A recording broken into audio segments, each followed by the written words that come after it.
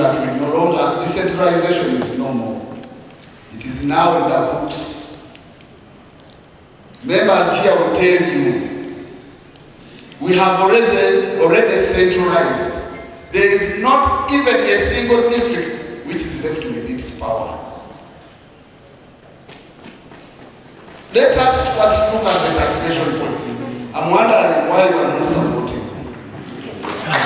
Because I know what is happening, and I was a journalist when I had not, before I joined this leadership, I used to know what was happening during the inception of decentralization. It is no more. Look at the taxation policy. I don't know what's happening there, but here, almost every property good tax is taken by the center through Uganda Revenue Authority.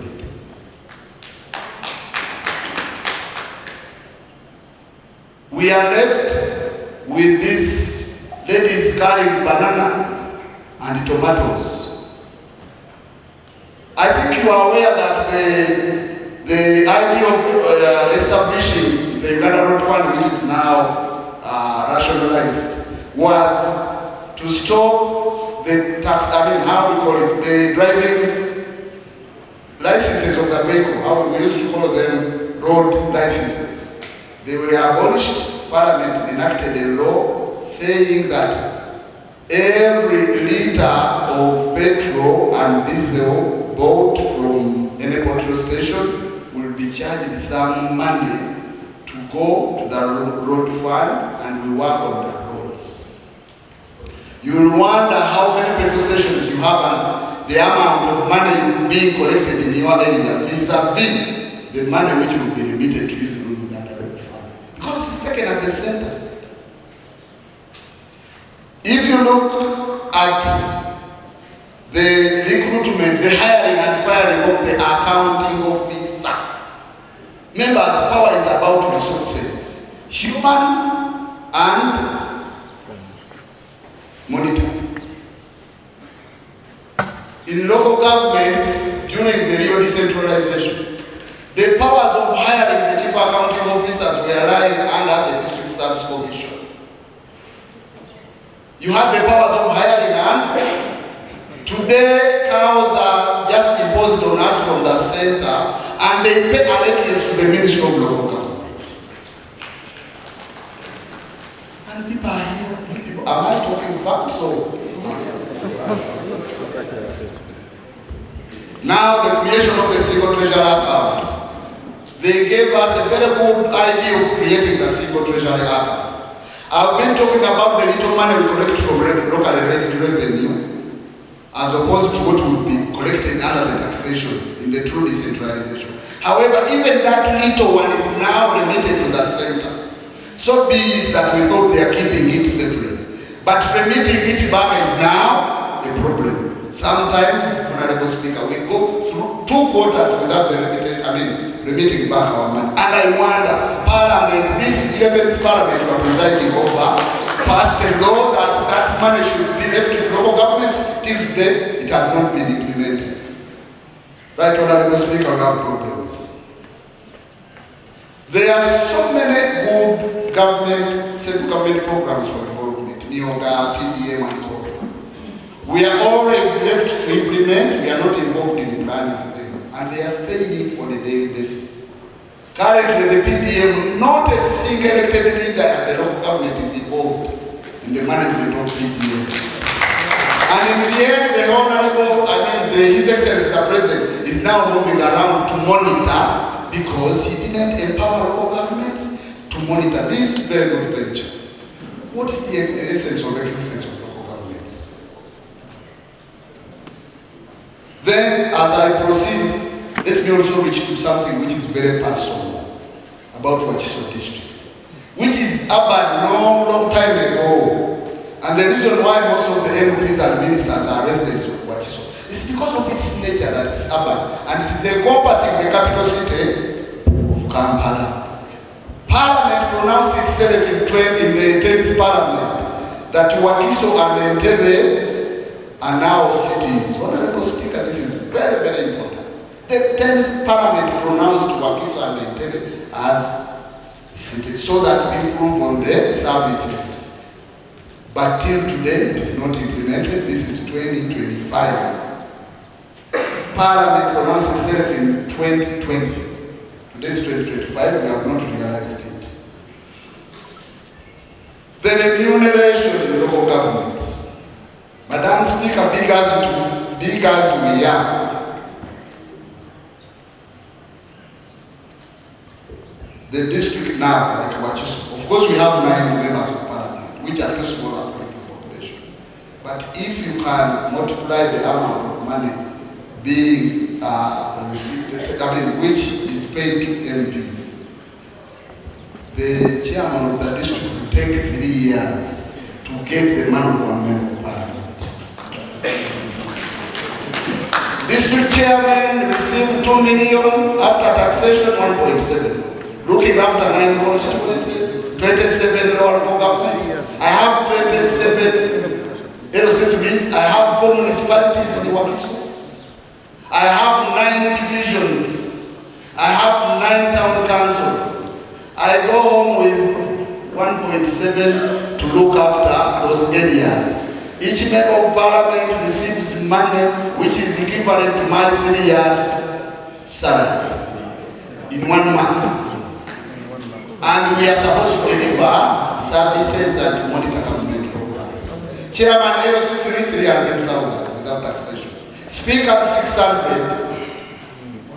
Honorable Speaker of the district. At the end of that day, the bank received 600,000 as a remuneration of the Speaker of the district. So we remain with the titles when we are typically useless.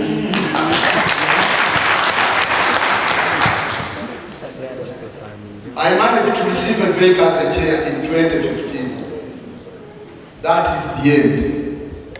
All my fellow chairmen of the district have served in this term without a single vehicle to look after the services of the district. I don't know what is happening to speakers from your areas. They may not even have bicycles.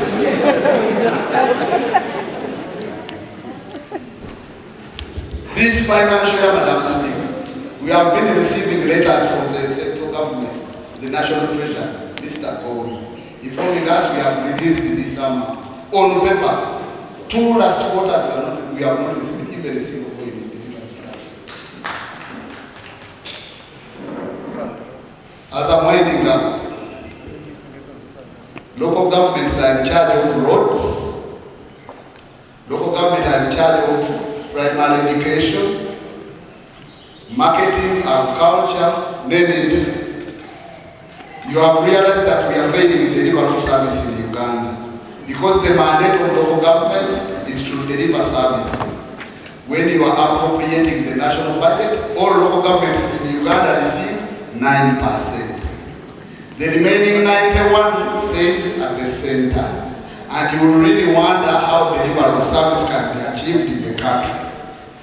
Please appeal for us to revise that setup. And my humble appeal also, after realizing that, I think we need to revisit what was put in the Udoki Commission report. Uganda, as it is, to have good governance, we should refer to the federal system. They cannot enjoy their gold. The Hoima people, the Minyolo, take their oil to know the priorities. Let the people who may take them. Everyone has his resource, and we should manage our resources through a typical, proper federal system of governance. And I would like to, once again welcome you. Allow me to introduce to you my Chief Accounting Officer. That are good for humanity. I was castigated. I was called all kinds of names. Everybody felt I was the worst speaker in this country, whereas in my heart I knew I was the best. When I passed the homosexuality law, originally I used to be a darling. But when I passed that law, with all the money that came from abroad to come to Uganda, and I am happy, the 40th day is coming. The devil is a liar. Yesterday when I saw that there are people who received $4 million to disorganize that law and use that money to fight Anita, and I said, God, you're very faithful God. We serve a living God. All what I was doing is to protect our next generation, to protect the family values of Uganda, to protect the traditions of our country. And I was a referee. As a speaker, you're a referee. First of all, like in Parliament, the roles of Parliament is first representation, legislation, and it is in legislation that you legislate and make laws. I was legislating with my members of Parliament to make laws which are good for this country. And that is the best law for this country. You cannot have an Anita get married to an Anita. Anita should get married to a Gerard. Are we together? Yes. So in the process of legislation, you find in one way or the other, you have scratched somebody's back. At the end of the day, they start fighting you. They will give you all levels of names. They will say you're corrupt, you're a thief, you're what. But if you ask the person, where is that corruption coming from? Why didn't you say I was corrupt before passing this law? Why are you saying it now? A person will not answer. But because you took responsibility, you as the speaker, you as the head of legislature did that, everybody will turn around and say, that person is very bad. I was very surprised last week when there was a youth conference somewhere and our elder leaders were trying to blackmail and say, you know, this girl is going for sake. First of all, she has just joined the party.